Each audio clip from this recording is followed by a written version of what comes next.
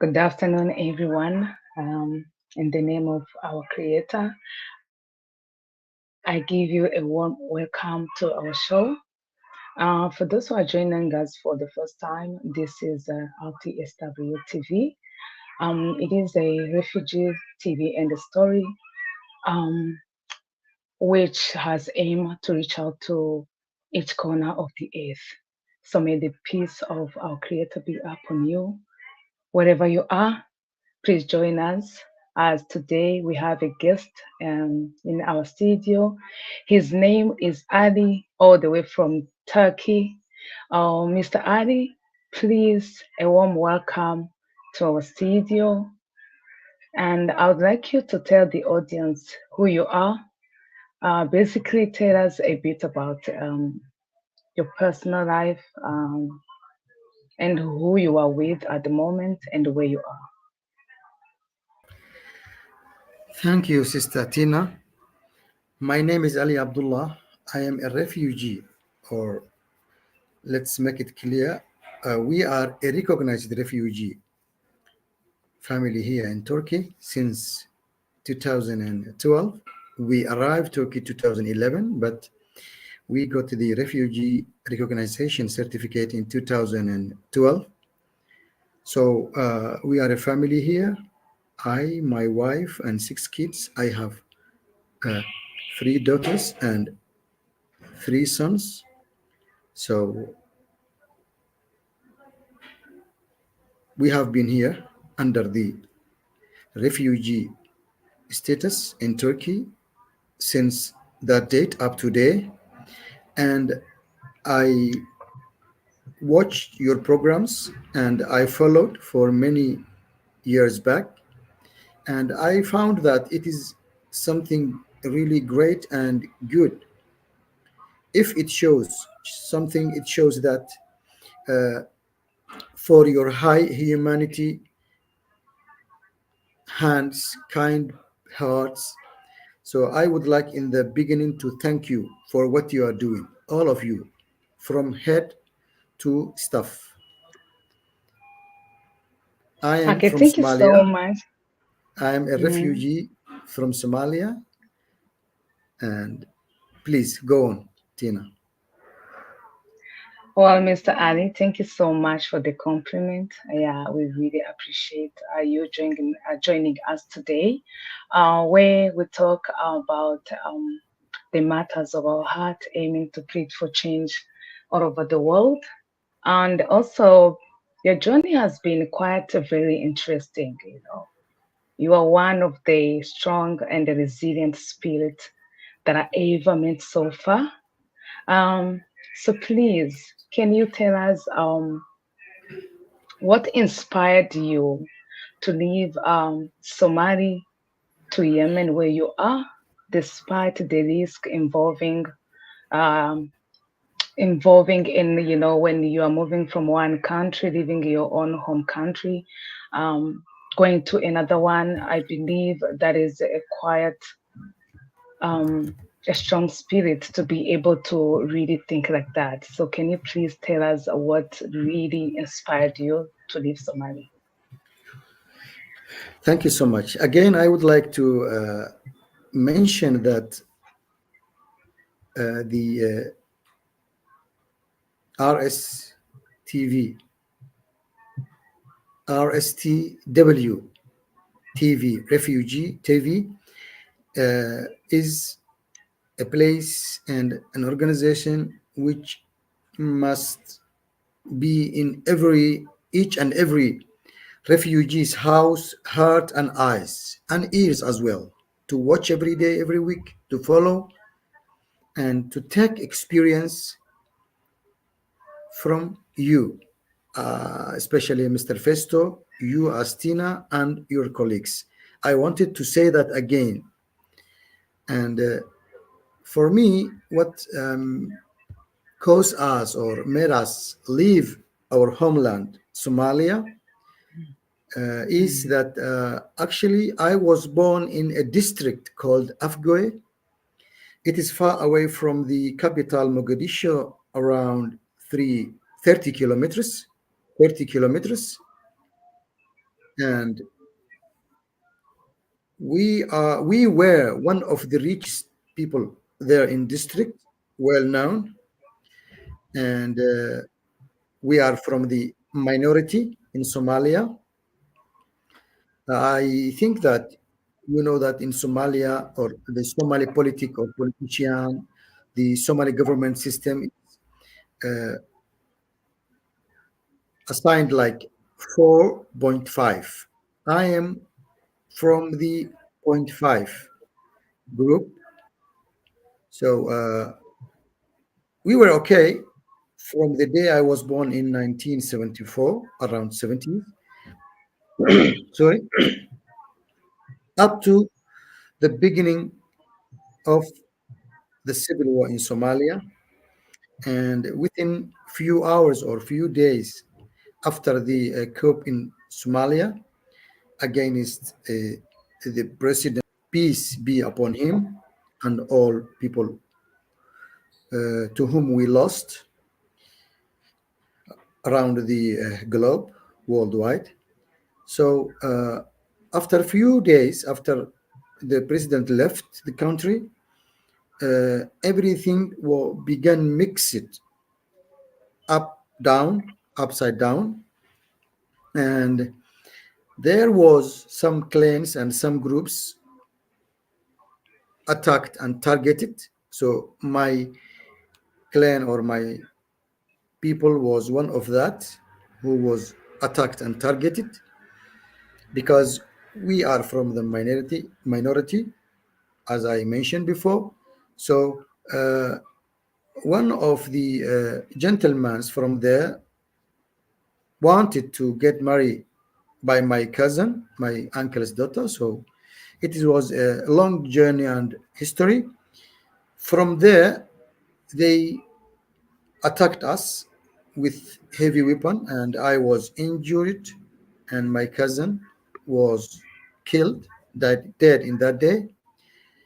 And after my uncle and my relatives took me to the nearest hospital, and I got medical treatment. My uncle Hassan asked me to leave Somalia, all of us, however we can, and as soon as possible. And he helped me to leave. I'm sorry. He helped me to leave Somalia to Yemen because Yemen was the nearest place, which is very close to Somalia and easy to shift to. It was 2007 after this incident happened because the coup was in 1990s, but we were there surviving and struggling with life up to 2007. In 2007, one of the majority Somali brothers wanted to get married by my cousin. So we fled to Yemen in 2007. I got married in 2002. We fled to Yemen with 3 kids. So please go on. Okay, Mr. Ali, thank you so much for sharing this information with us, and my sincere apology about everything you had to go through, because it was a tough situation, not only for you, for the rest of your Somalian brothers who were facing the same challenges in those days. But then again, I'm glad you really took courage and you decided to move where peace is, I believe. So wherever your heart led you to go to, with your uncle's help, of course. So now, Mr. Ali, can you please also share with us certain situation you may have faced, including the trials and challenges um, you have faced when you were in your new home, shall I say, because you've been there for a very long time. So I believe Yemen now has become your new Yes. home. So what it is like to be in Yemen? Just give us the insight of how is life Uh, where you are. at the moment. Yeah, let me share with you in the beginning our life in Yemen and how we survived there. Mm, In general, and mainly, refugees' life is not easy mm, by anyhow. Never ever. From the day mm, refugee started seeking for refuge, but uh, life in Yemen was hard, and I tried to use my experience and my skills which I had. Uh, I fall in love with the language from my childhood. Uh, I used the language which I learned or I began to learn. I tried to teach where up to I reached and to improve as well my skills and my language, English language. So I was there as a teacher, giving special courses, going to the students' houses because I couldn't afford to rent a center or a place. And so life was very hard. Sometimes I used to help people as volunteer. I used to work with drivers, public drivers. You know, in Africa or some of the Arab countries, we have public buses from place to place. So there is some vacancies like to help the driver to collect the money and to help people come in, get into the bus and get down, out or get down from the bus. So my life in Yemen was mixed, and I was trying to develop myself there, keep learning up to date. I'm still learning. Uh, this time now I'm talking to you. I'm a student with Chiron organization, which is based in Germany. So through Chiron, we are getting, I and my kids, to be honest, we are a student with Chiron, and I would like through your screen to say thank you to Chiron organization in which is based in Germany. So we get some courses from the college in EU, in America, in Canada, Australia, in Africa, around the world. Uh, so in Yemen, we survived, and we were thinking that life will be not bad to keep like that. But when the civil war in Yemen began, an incident happened to my son, which is my third child, Abdullah. So I wanted to take him to the hospital, and on the gate out of the house, I faced some local guys from Yemen. So they refused to let me go to the hospital, and they tried to use some forces with me. And I told them I have emergency case. My son is bleeding because he hit his head with the window. So from there, they treat me in a bad way, and they asked me, "Where is your house?" I took them back to my house, and so from there we had something which is not good. Uh, at evening, after few hours, we fled from that area to another area where my wife's friend was. Her name is Fatima, and she welcomed us. And from there, we found a way to come out of Yemen, and we were collecting some cash. And the woman who hosted us helped us. So she find a guy who help us to go out of Yemen, and uh, we reach Turkey that way. It is a long history, but I share with you the main points and stages or steps. In Turkey, we reached 2011. The guy was supposed to take us to Europe. So he cheated us and bring us to Turkey. And we faced again some difficulties. I lost my family, and finally, we both reached the UNHCR Ankara after a few weeks.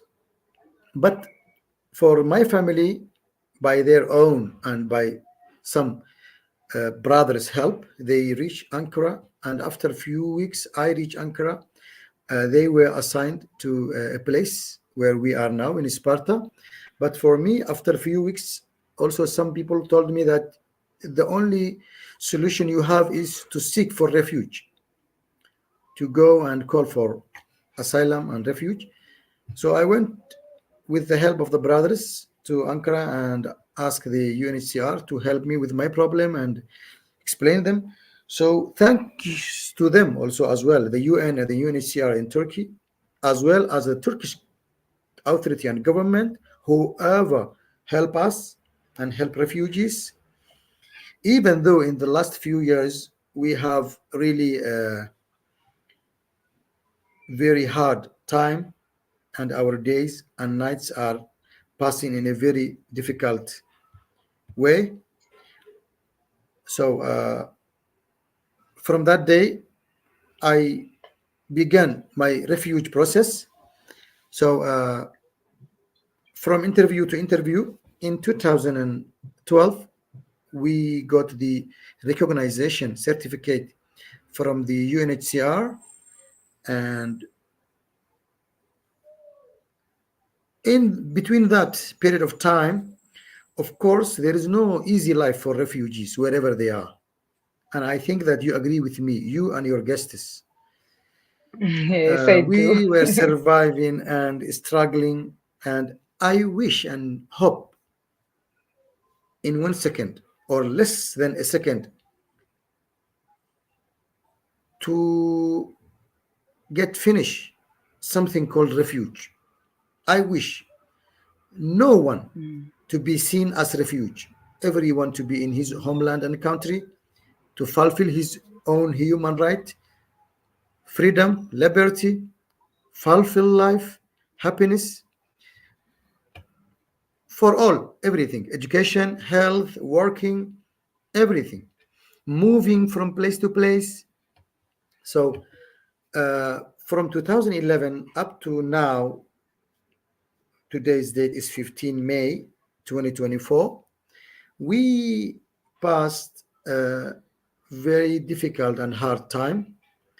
We got poisoned by, we got gas poison, and we had some problems.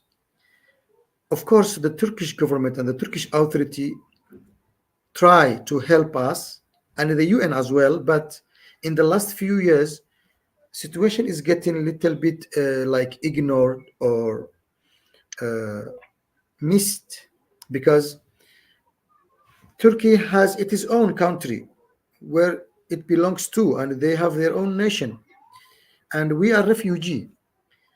I think you follow and you know through the media and the journals and newspapers that in the last few years, refugees' life and foreigners' life in Turkey is getting hard day by day.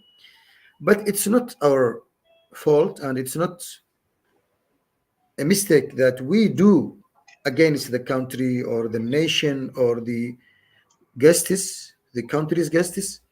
But we are the weakest part here, and in everywhere refugees, they are the weakest part. So even, let's be clear, even politically, the opposition use the refugees and foreigners or immigrants. The government also has its capacity. So in the last few months and years, what we faced and experienced is gas poison. The kids going to school and coming back is was difficult, and finally people are asked to leave the country. They take back from you the residence permit and ask you, please leave my country, which is wrong. For me, I think Mm. that they are supposed, like the DGMM here in Turkey, we call it direction or director, general migration management, DGMM,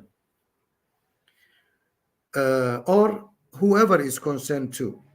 They are supposed, I think, to contact the UN in Turkey, not to us or the refugees. If we want to fight, if we want to create problem, we wouldn't leave our countries. We wouldn't seek for refuge or for safety.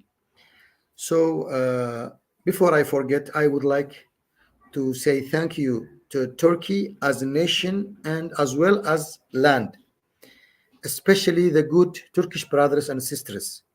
But in the last few years, things are out of hand, and we are really on fire. And in English, they say we have pain in the ass. We kindly request to whom is concerned, whoever, like the UN in Geneva or in Turkey, the Turkish authority and Turkish government, kindly to look again and try to find out uh, how they can keep helping us, and to whom they have to contact and deal with. I want to give you time to ask me because I think you have some more questions. In general, we call the international community, the Turkish authority, whoever is concerned to look after the refugees in Turkey, to try to meet the concerned guys. As I said, I am in Sparta. If there is anyone to meet me or to call me, kindly, please, I welcome. And I am not against the Turkish government or Turkey or the Turkish nation, but if I have or if we have some rights as refugees, what I'm saying is not private or special, it is in general. Let's say 80%, 85 or 90% of the refugees in Turkey within their nationalities, they are getting rejected, they are getting mistreated, not face to face, but in somehow like to be given a paper saying, please leave my country. I am not supposed to get that paper because I am not a resident, I'm a refugee. For me, I talk, and the other guys who are under the international protection. I think that the department which has to be contacted is the UNHCR Ankara, the UN in Turkey, because we have no authority, we have no power, we have no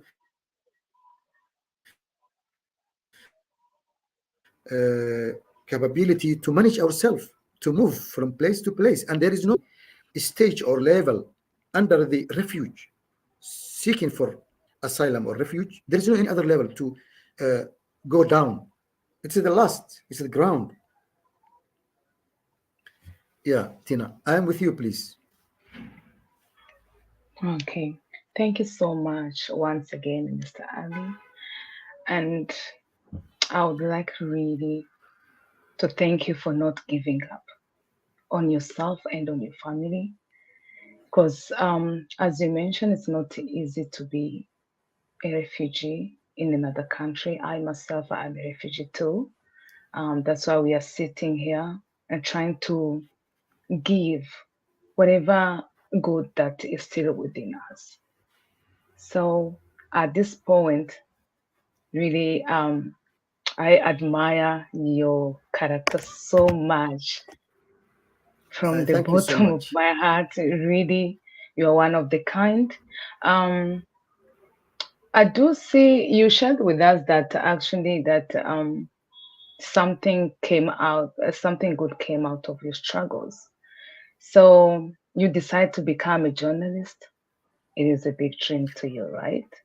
So and also recently you have joined with your brothers way. You are forming a unity through a different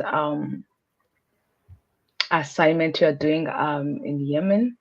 Um, you have created a online apps where you are trying to make changes through different perception.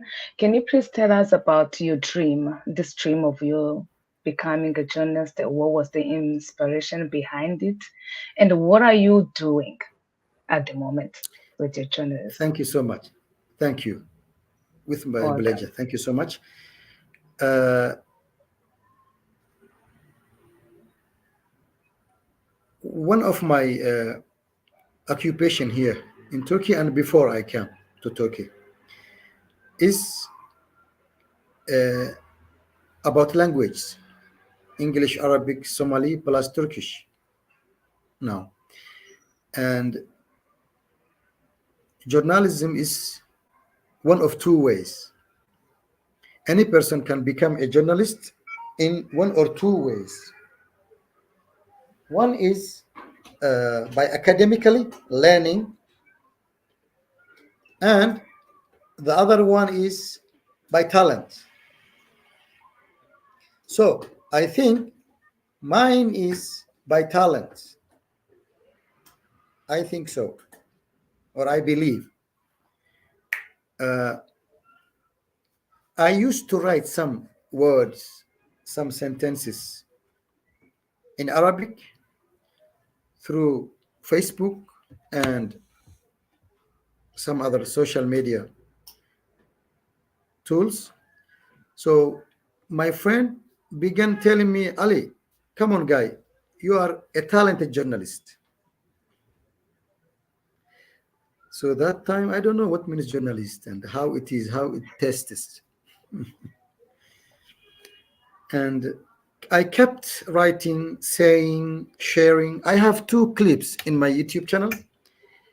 I talk about Somalia, three of them, and I was trying to express that one of them is talking about the Somali language, not to lose or misuse or ignore the Somali language. The other one he was talking about the pain we have as diaspora, as refugees who are out of homeland, how it is passing their days and nights.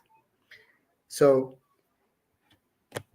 I finally decided to take some courses from Al Jazeera Institute, which is well known, and I took some courses around a year, and I am one of Turkey Arab Media Corporation or organization.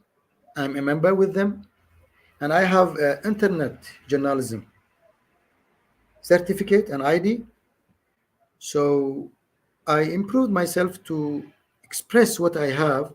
And after I took these courses, and many years back also as well, I saw that I have to serve the refugees. That's why you called me advocate. As volunteer, I serve the refugees and the foreigners in Sparta in my town for 2 years as translator, 2013 to 2015. And I would say thank you to whoever helped me to get that chance to feed my family and to help the refugees and foreigners. And now we created a unity which is called Turkey or Turkey Somali Refugees Community, which we wish that the Turkish country and the Turkish government and authority will welcome it and will uh, help us to grow up and how to get our dream to become real. And we, if I explain what that group is for, that group is for to cooperate between the Turkish government and the refugees. the UN in Turkey and the refugees as volunteer to cooperate, to communicate. So it's my pleasure to announce it now, and it will help the Turkish authority and the UN in Turkey and around the world. So the Somali refugees here in Turkey are not a small number, as well as we have Arab and other countries refugees. So for sure they need someone who knows their language and English language, Turkish and Arabic, to pass them and to share with them what's going on in the world and in life, especially in Turkey. So we are around now, up to today, we are around 700 or 650 members. So, and I wish that we will have some other meetings in the future. We can't uh, obtain and gather all the journey and the events, incidents, and how things are going in one interview. But that's what I can share with you now through this screen. Before I forget again, I would like to thank some brothers and sisters in the Turkish authority and the Turkish government, as well in the UN staff and UNHCR staff, who are very kind, some of them, and some other brothers who are out of Turkey. And now I am volunteering with an organization called Terjimli. It is called Terjimli. It is an organization which is created to communicate between the organizations and the refugees. For translation, it's free of charge. People who are working with the organizations can download the apps in their mobiles and seek for interpreting or translation. So they will reach us if they need the language which I speak and I can translate. So I'm volunteering in that organization, and as well as I will keep working for my family, even though I am a little bit sick. I can't move and I can't work as before. I need some medical treatments. I wish that I will get soon. So I will keep helping refugees as far as I can, at least to be close to you guys in Uganda Yeah. and South Africa. Yeah, because what you are doing is something really valuable and unbelievable. God bless you and protect you. We are with you by our heart, by praying. You are in our hearts. So I also would like to announce now in front of the screen again that I am there to volunteer also with you if you need any translation for English, Arabic, Somali language, because volunteering is a medical treatment. Most people, they don't know. Yeah. Volunteering is something, yeah, something to me. It is a medical treatment, and helping others also is a medical treatment. I thank God that I have found this point. Please, Tina, I am with you. Yeah. Thank you so much, Mr. Ali. And we thank you so much also for the offer you are giving us. And I would like to announce that we welcome you into our team as well. The more the merrier, because the change that the world needs, we can't do it alone. So the more we have more people to join us, the more we are going to reach far. You My best understand? regards, So yeah, my best regards to uh, our brothers and sisters. Let's help international. mm, Yeah, I also would like to say Thank thank you you so much. to them I'm and sure. all your partners. You have another partners, which I can't remember now, but I would like to say to them, all of them, hi, and thank you so much for what you are doing. Yeah, you are really doing Mm. great. God bless you. It's from my deep Mm. heart. Yeah, Yeah, yeah, you it's from too, my my deep brother. heart. You are very much You, welcome, really. Festo, you, Festo, and the other guys. And I saw through your channel that you have some visitors, some guests who are coming to visit you and to share with you. Yeah, I want to give you Mm. the mic, Tina. Go on, please. Mm. Yeah, thank you so much. To be honest, what you have faced and what the rest of the refugees are facing, it's a really great pain that is sometimes not easy to talk about. But then again, I want to thank you that you are brave enough to come out here so you can share your story, which I'm sure is going to inspire somebody out there who's still lost in her pain or in his pain. Um, but then again, what I can tell people out there, pain is there to grow us, and also pain is there to teach us how to be strong. You will never be strong without facing challenges. But I'm glad that some of us, including you, we choose to heal ourselves through what we do. So, hence, that's why I'm pleading to everyone who's following us. Mr. Ari has spoken. I always believe that the government is not just people in the higher position. My people, the government is us. As long as we wake up and we give the little good we have in us, I believe that we can make this world a better place for all of us. Where, like Mr. Ali said, that he wishes to belong. He doesn't want to be called a refugee. And I'm sure he's not the only one who has this dream, because it's really not good to be called, to be labeled for that matter. Because some of us, some of you, some of everyone around the world, we are just seeking for change. We are seeking for growth, some of us. Some of us also are running away from difficult situation like you, Mr. Ali. Tina, So Sister Tina, I, yes, my Sister dear. Tina, please let me interfere. Give me this chance. I'm sorry. Mm.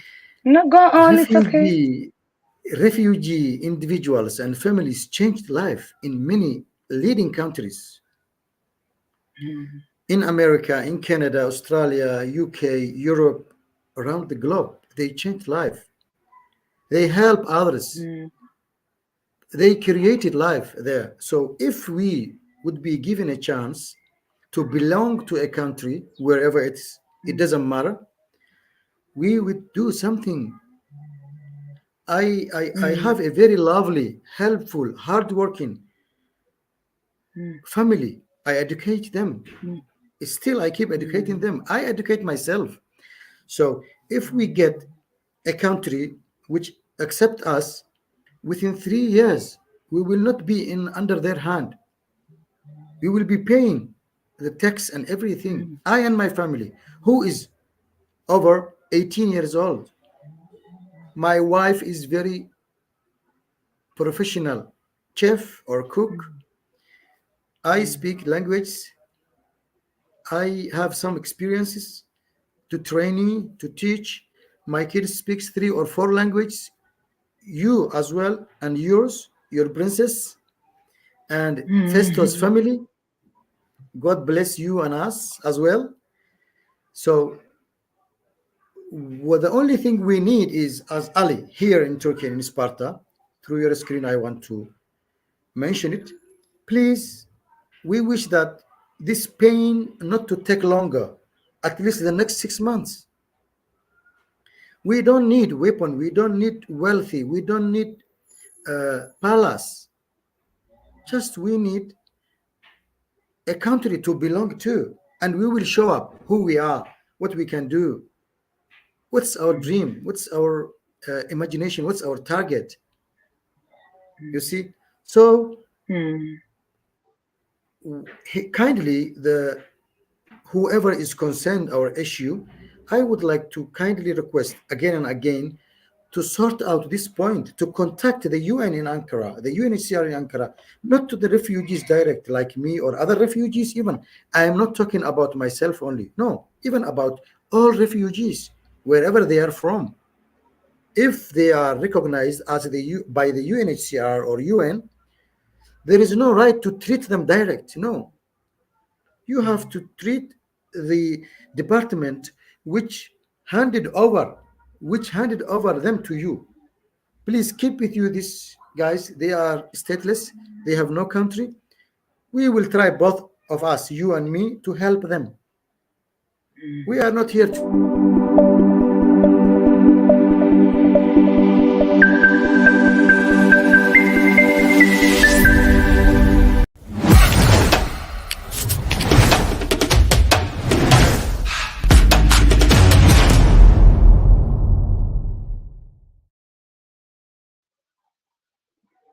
Welcome back once again in RTSW-TV studio. Uh, um, where should I begin? Our journey is really, really heartbreaking, should I say. But then again, he has spoken. The audience, you have heard his inspiration, his dream. So I pray to all of you who are following us, whether you are his neighbor, whether it is you in HCR, wherever you are, if there's anything you can do to uplift our brother personal life or career, whatever you can contribute, even a beautiful message in the comment is very welcome. So for those who are following us, this is your time. If there is anything you would like to share in the comment, please reach out. You can also join us in the studio using the link that is in the comment. Um, and this is your time. Please do share something, anything. It is very much welcome at the moment.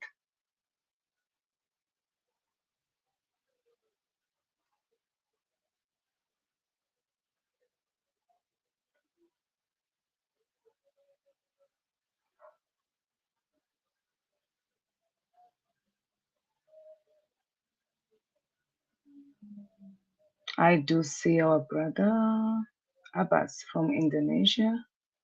He's just saying hi, hi back, Abbas. We thank you. We thank you for following us. May God bless you for that.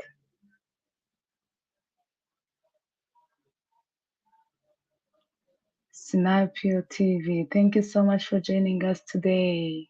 Yeah, Ali has a quite interesting story and very inspiring as well. Yeah, and despite everything he went through, he never gave up. And that is what I want for every refugee out there. Please don't give up on yourself. This is time to use your pain for the positive. The positive changes this world need.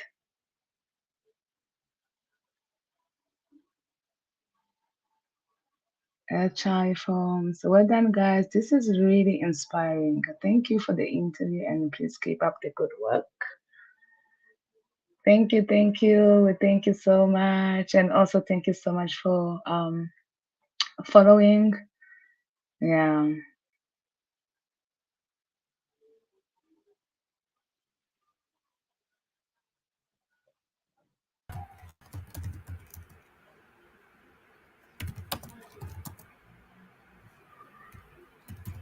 Yeah, Ali, you have people who are really behind you, and I also saying that well done. Your story is very Uh, inspiring. You overcame so much, and this is really quite a good example for those who are struggling out there. I I would like believe. to say to Mhm. all, I would like to. Can you hear me, Tina? Yes, I can. 100%. Yeah, I would like to say all refugees around the world wide that your bad days and nights will get changed to happy, nice, and very good life soon. Mm, Refugee status will finish. Whoever is under the refugee status will finish, whatever takes, because mm, refugees changed life around the world, as I said before, mm, if they are given chance. Now, like what is going on in Let's Help International, they are mm, training students technologically or technology in technology. Uh, RSTW TV, what is doing is really something great. And I would like to say also, my brother, my sister, my parents, my everything in life, who is not with me today. I wished him to be with me and his family, Philip Mefford and his wife, Rebecca Mefford, and their kids and their parents. I would like to mm, say to them, thank you so much for everything, what you are doing for human and for us, and to everyone who's like them, who's helping refugees. The good thing is that there are some people who slaps your back and says, come on guy, everything will get changed, everything is going to be right, mm, don't worry. mm. Yeah, Yeah, so as you're saying, sometimes also the help people need is not about the money, or sometimes a motivational message, sometimes a hug, sometimes just telling the person that it's going to be okay. I see also that as a healing process for that everyone needs, especially refugees out there. So once again, Mr. Ali, thank you so much for your time and for joining us today to share with us the challenges you have been going through. Um, and also, I'd like to thank everybody who has been there for you and helping you to overcome in certain challenges that you couldn't overcome by yourself. And also, thank you for joining us today and also for thinking of joining our chai so we can continue to make the change that the world needs. Greetings to your family, by the my way. thank you, Please say hi to my them. gift today is for our brothers who are watching us now and who will watch the Mm, clip. Please try to find out chiron.org, because they are doing mm, something great like yours. They are mm, uh, they are lifting their hands to the refugees to wherever they are. If you have a mobile or laptop and internet connection, you can learn at least 7 fields. Please try to find out and Google it, chiron.org. mm. I want to share with the audiences and our brothers and sisters. For sure, I will be with you again and again many times. I love you, WRST TV, and Let's Help International. You are good guys. You are doing great. What you are doing, we can't value it. Only God value it and accept it from you. Yeah, thank you so much, Adi, for the new information about Chiron. Um, for anyone who's following us, and please, if you would like to reach out to Chiron organization, please comment in our section below so we can be able to give you the information you need so you can be able Exactly. Yes, to yeah. have access to them. It is actually a great adventure because the way I see it, you cannot reach far without knowledge. So if there's anyone who's following us all the way from Turkey or any other country, you are very much welcome to join that organization and as well as to join us El Chai because I believe everyone has so much to offer. So this is what we have started, but we're not going to finish it alone. we can't. Exactly. So everyone, you are welcome. And I'd like to conclude this session today by thanking everyone who was watching us live and those who are going to watch us later on. So we have so much in store for you guys. We'll be having session where we're going to talk about healing, where we're going to continue to bring refugees and refugees' story, challenges, and how they overcame them, and their inspiration and their dreams, and how they are actually reaching out to their goals. So may God Thank you bless so you much, all, Tina. and You thank you are not so easy. much. You too. You too. You are not easy, Tina. Festo is not easy. So we wish to Yeah. meet each other once a day in life. We wish to meet each other face Mm, to face, you and Festo and the mm, guys there. And I would like mm. also to say thank you to whoever is helping you and supporting you and your organization. Even if they visit you or say to you, thank you, you are doing good. That's support and help. Yeah. I would like to say Okay. thank you to them as well. Mm. Okay. Thank you You are so doing much, great. everyone.